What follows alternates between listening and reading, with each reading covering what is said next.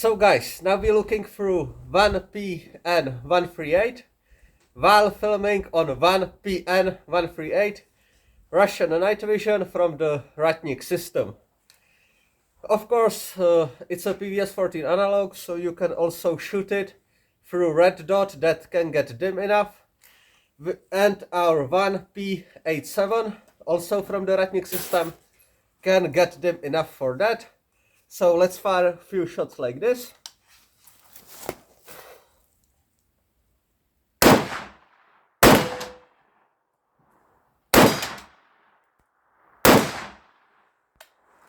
So you can aim passively, pretty much like with EOTech or anything else of this family. So this is very enjoyable. Hello guys, today is another video from the series Trophies, and today we will take a look at Russian night vision, specifically 1PN138. This one is from the company Jupiter, as well as the entire set of the sights from the Ratnik program. The manual for this series of devices was released in 2015, so I suspect that 2015 was also year of acceptance of this device to Russian army. This device replaced 1PN105, which is very funky looking night vision. It was binocular but only with one tube, exactly in the PVS 7 fashion. Also, some of the trophies that we're getting have designation MN120, which is the civilian variant of the same device. There is also one more interesting monocular device that is supposed to be worn on helmet, and that's 1PN139, which is thermal monocular, but that one is much rarer than this one. Now we will take a look into the specifics. It's auto gain only, so you don't have any manual gain knob anywhere, so you can't really make the picture brighter or dimmer, it just do that automatically. Before the 2022, the price on the Russian market of this device was about 2/3 of the price of PVS 14 with some simple 2+ generation tube. The dioptries regulation, it's very generous, it's ±5 dioptries. The field of view is exactly like on PVS 14, 40 degrees. Talking about PVS 14, pretty much all the sacrificial lenses are compatible with this device. So you can take normal sacrificial lens from PVS 14 and just screw it on. The thread pitch is same like on the other PVS 14 accessories. You can even put on the PVS 14 3x magnifier. The weight of the device is 350 grams. We getting to the intensifier tubes. The Russian sources claim that it's Gen 3 intensifier tube. Well, I'm not that sure about it. When we compared side by side these devices, the 1PN138s, with PVS 14s that were at least 15 years old, the pictures were on par, even maybe the PVS 14s has slightly better picture. We talking about military version of PVS 14s with Gen 3 green phosphor L3 tube. The format of the tube is MX10160, which is pretty much the standardized tube, so in theory you can take the tube from this device and put it in some western housing without any problems. This device have very slow auto gating, so when you shoot, basically it little bit bothering you, the device getting dimmer, basically shutting off with each shot. And now 5-minute segment of looking through the night vision device in various situations. If I remember correctly, this was clear night. I'm using the same device myself in the footage. So here I will be shooting the stair oak, actively aiming with the help of laser aiming module and also passively through the red dot. You can see the laser. Also notice the auto gating and generally how the night vision reacts on flashes from the muzzle.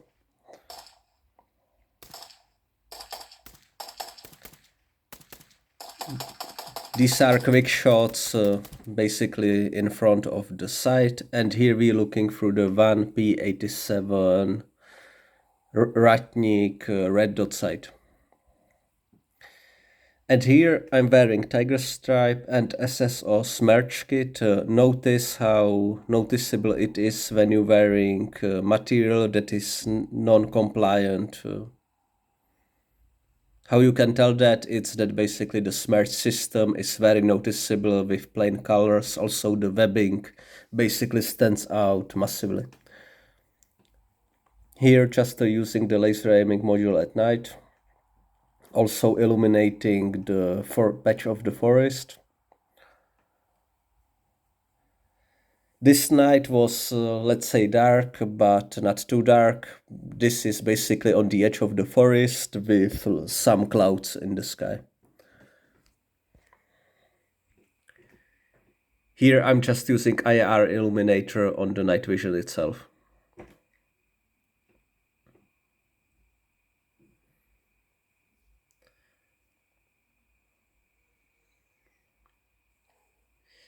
Here is the IR illuminator turned on the night vision. You can tell that by the red warning light.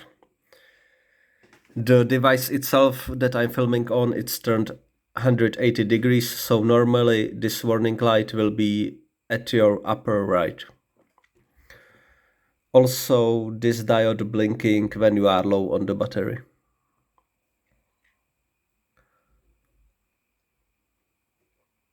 And here I'm wearing SSO Ataka 2 backpack made from the same IR non-compliant material, so it stands out massively, as you can see together with the smerch. That's why all these SSO products are pure trash. Or also, as Russians say, they peaked around 2002-2005, and since then SSO is pretty much dead company regarding innovation. Here I'm wearing SSO Partisan without any harness, I believe. SSO Partisan suit in the SS Leto camouflage.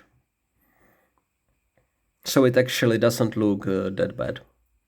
And here the same camouflage with IR illuminator looking through 1PN138 night vision. The same without illumination with some chest rig. And here we are looking into the forest, and this is just after the sun went down, still with plenty of ambient light. Playing with the focus throughout the footage to basically try to catch the best picture possible.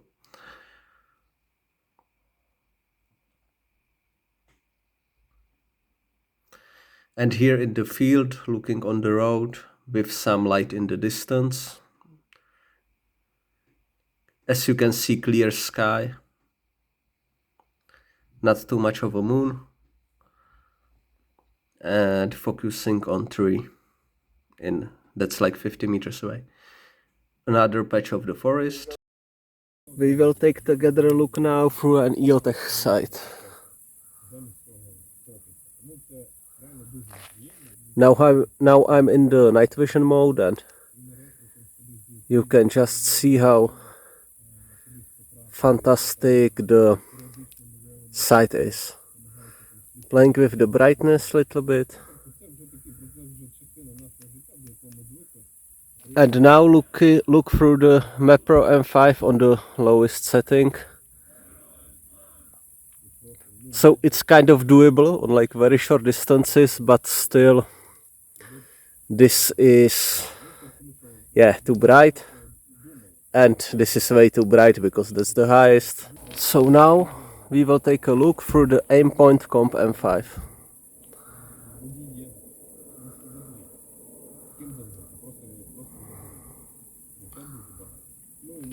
This is pretty cool as well. In my opinion, not as good as EOTech. This is the Aimpoint being on the lowest setting. First setting.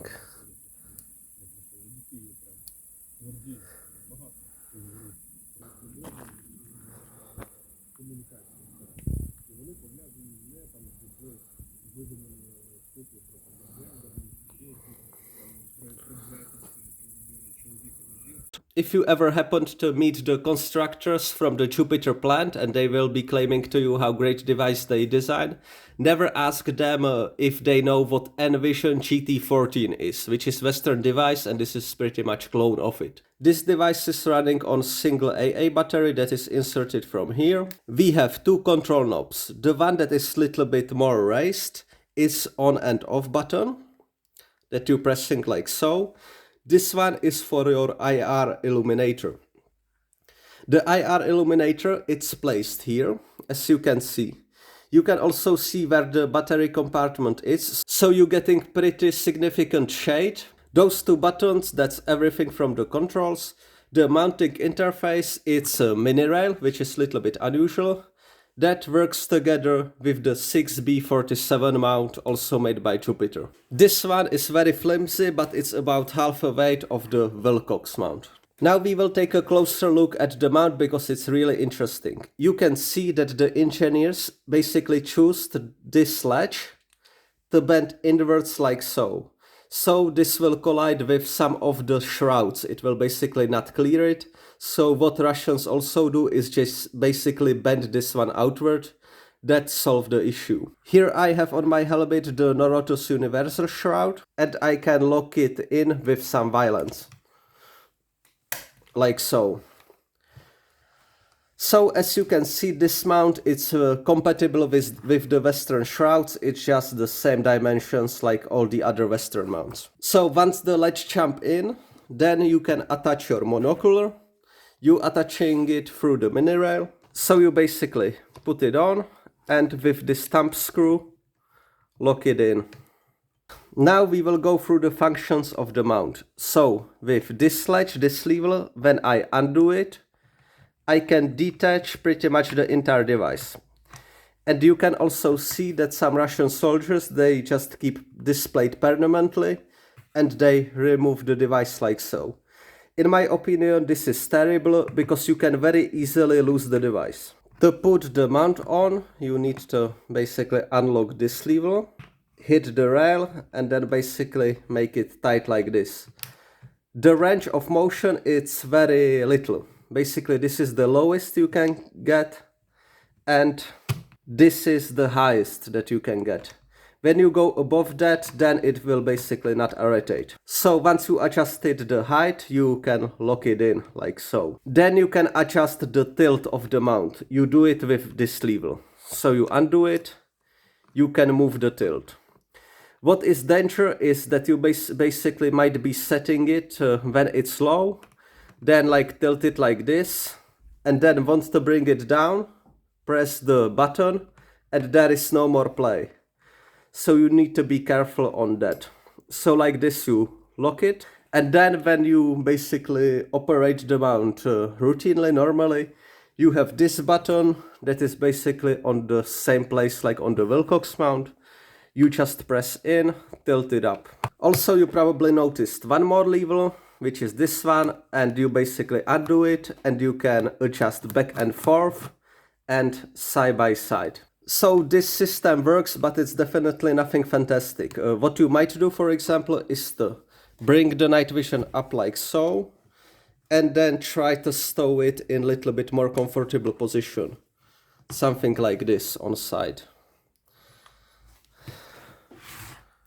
Biggest issue with this mount is that even when you basically collapse it all the way in, you never getting full picture, like the full 40 degrees of the picture inside the tube, because it's simply too far forward even on Western helmet. You might ask yourself why Russian soldiers always look that their helmets are too big. It's for simple reason. Basically their ballistic rating it's completely different from the Western one. Basically the back deformation should not even touch your head. That's why their helmet are so big. But when they are so huge, as you can see on the picture, plus the mount and all that, you basically don't get ever the full picture of the tube. Another issue with the lever system like this is that yes, I have it collapsed inwards. Like this I can stow it, but it's sometimes difficult to make adjustments without all those levers basically colliding. Let's just say that I want to stow the night vision on side like so. lock it up and then want to bring it up, and I'm immediately getting basically problems with the levers and parts of the mounts not clearing. So this is the factory night vision and mount as Russian soldiers getting those. Also, as I mentioned in the 1P87 videos, you can take the monocular, pop out the magnifier and put the night vision behind the red dot, and then you have basically a reference point in the red dot, you have night vision over here, so you can shoot accurately at night. These things aside, we will take a look at my personal 1PN138 that I'm using. So it's this one here. To remove the rubber eyepiece, that is very annoying, and also you can see that the diameter is really small, so you losing a little bit of the tube picture as well. It's very simple. It's just popped on like so with this metal ring running over it, so you just undo the metal ring like so and then remove the eyepiece. Most of the Russian soldiers don't know that, they just keep this on and basically take a knife and cut this eyepiece off. The next step how to make this night vision more user-friendly is that you go to the company UDAPT, which is our local Ukrainian company, and they basically making a ton of variation of J-arms and mounting solutions for night vision. So here you can see that I have the dovetail mounting interface, and you also getting this metallic, let's say stone. You just pop it on the mini rail, like so. Then you put in the screws, Loctite them. What I can also do is to take PVS 14 J-arm that have interface like this. And that one is compatible too.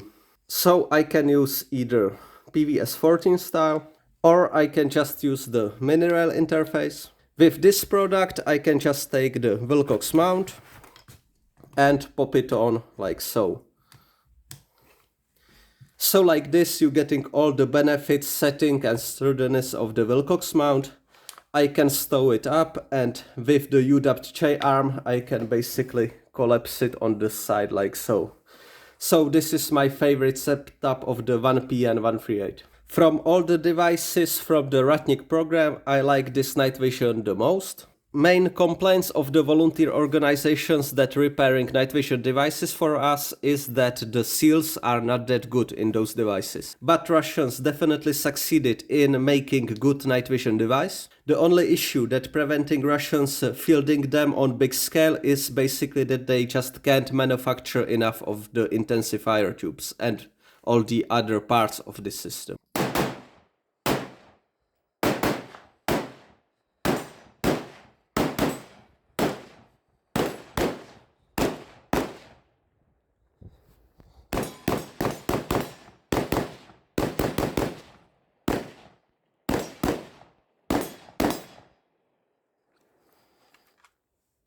If you wish to purchase the 1PN138 unit for yourself, we have one located in Poland ready to be shipped. The details about the price or equipment that we are willing to exchange for it you can find on my Instagram valgir_YouTube. If you wish to support us, you can do so through the PayPal link down below or through subscribing on my Patreon, where I'm putting extra videos. Thank you very much guys for watching, and see you in the next video.